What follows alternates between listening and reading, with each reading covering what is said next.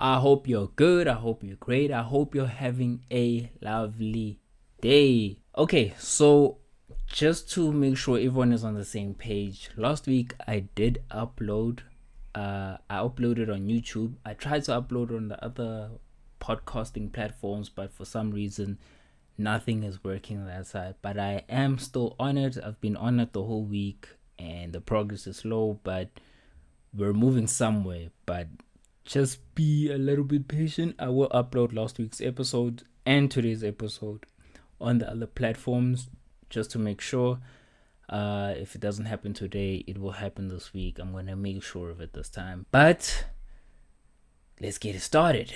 This past week, South Africa visited Sweden with a slew of highly influential private business people, politicians, you name it. These people are the creme de la creme of South Africa, and they were representing us at WEF. WEF stands for World Economic Forum. Now, for some of you who may not know what WEF is, this is WEF. Let me explain it to you. The forum engages the foremost political, business, cultural, and other leaders of society to shape global, regional, and industry agendas. Now, you may think that it's like the UN or the ICC. It's not like that. This is a independent, impartial, and not tied to any special interests event. Now, the whole point of this event is to get people together to come up with ideas, come up with strategies, and or for representatives of different countries to come and represent their country, to let them know that their country is a country worth investing in. Now, the whole point of this WEF is to bring other countries together. So what happens is different representatives from their own respective countries come through, explain what their countries have been going through. They lay it all out on the table. They tell every other country what they plan on doing to solve these issues. They may take suggestions from other countries. They may not. It will just depends. But the whole point of it is to come together, find ways of making their own respective countries better in some way. Now, why the major reason as to why South Africa went to the specific event is to attract investors, so they can obviously invest into the country. Now, you may think that but that's the whole point of the UN, that's the whole point of the ICC, the ICJ, and so forth. But the reason why WEF exists is because this specific organization is not tied to any specific country and it doesn't have any specific kind of agendas. It's a safe space essentially for countries to just come together, lay it all out on the table, and just sell themselves and advertise themselves, market themselves as a country worth investing in. South Africa is coming in from that perspective of, we're a growing nation. We've been going through very trying times, but we are still growing in a positive direction. I do have to preface this by saying this all happens in Sweden, specifically Davos in Sweden. Now, a very specific example of what WEF does is this: Mandela meeting with President de Klerk for the first time outside of South Africa. But that's just one example.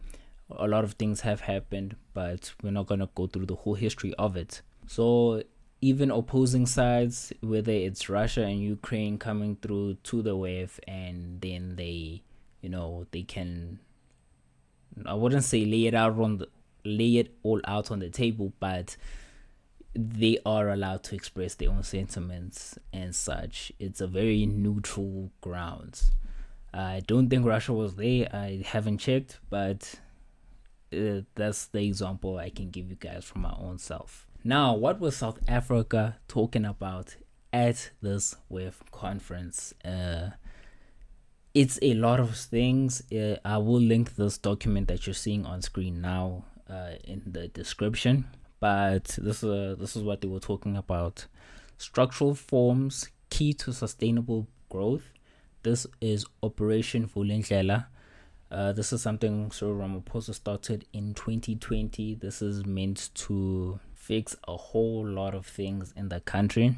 Simple things as supply of electricity, resolve load shedding that has been a pain in everybody's necks, reduce cost and improve quality of digital communications.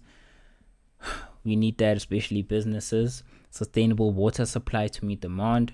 You guys know Hamaskra had a whole situation last year and it was really devastating. We cannot have things like that again. Competitive and efficient freight transport. Transnet has been going through the most. Hopefully this, well, not even hopefully, it's something that's been happening since 2020. So the Vulindlela operation is not going as smoothly as one would have thought. A visa regime that attracts skills and grows tourism. This essentially just makes it easier for skilled workers and tourism to be easier for people from outside of the country to be able to come into the country. Outside of Vulindlela, South Africa also spoke about enhancing economic recovery and reconstruction through strategic infrastructure investments. They also spoke about implementing JET, forging global partnerships in pursuit of just transition for climate justice. They spoke about unlocking opportunities through the African Continental Free Trade Area, AfCFTA, reforming global multilateral institutions, emerging and transformative technologies to propel economic growth and social inclusion. And finally, they spoke about profiling South Africa as the preferred international science, technology, and innovation cooperation partner. They go into way more detail in the documentation. So if you guys are interested in all of this, please make sure you go through the document. Maybe you might be trying to find reasons as to why you should be staying in the country, or maybe you are doing a project, a school project, as to why South Africa is the best country in the world. Whatever your case may be, just go through it. It has a lot of information as to what South Africa has done in the sense of the positive stuff. We all know the negative stuff that has been going through the country, whether it be debt, load shedding, water shedding, crime. We all know the negatives, but maybe we should look into the positives just for once and just try to just be, positive and look on the brighter side of life. And we are at the end of the episode. So, guys, if you have any news that you'd like to share with me, remember my Twitter is lefa_talene. Check me out on YouTube. If you are watching this on YouTube, please like, subscribe, give me a comment. If you're watching this or listening to this on any other podcasting platforms, please give it a 5-star rating or a thumbs up, or whatever rating system that your platform uses. It does help a lot. Make sure you download the episode too. I mean, that would mean a great deal to me too if you're listening on a podcasting platform. And yeah, man, have a good week ahead of you guys. Stay safe out there. Kids, stay in school. Don't do drugs. And with all of that being said, this is Lefa Taleni signing out.